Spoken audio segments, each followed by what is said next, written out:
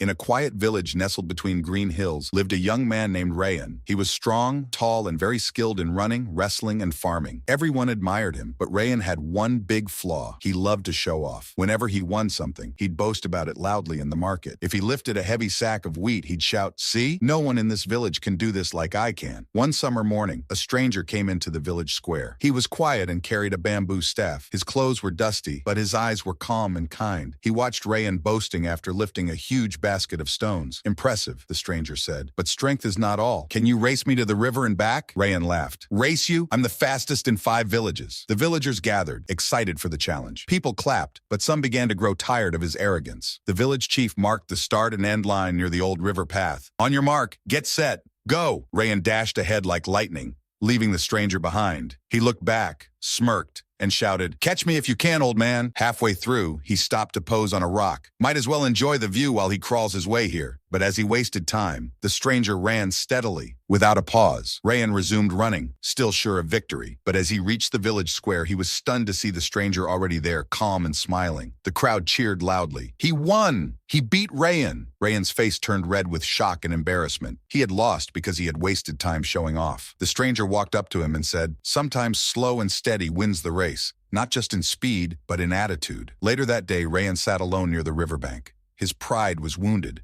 Children whispered behind him, and even his friends looked at him differently. "Why did I have to stop and boast?" he muttered to himself. He didn't even look strong. He recalled the stranger's steady pace and humble silence. No boasting, no distractions, just focus. The next morning, Rayan went to the village square, not to show off, but to apologize. "I learned something yesterday," he told the villagers. "Being good at something doesn't give me the right to brag. I lost to someone who was humble and focused. From now on, I'll let my actions speak, not my mouth." The villagers were surprised but pleased. They clapped, this time with genuine admiration. A week later, the stranger returned to the village.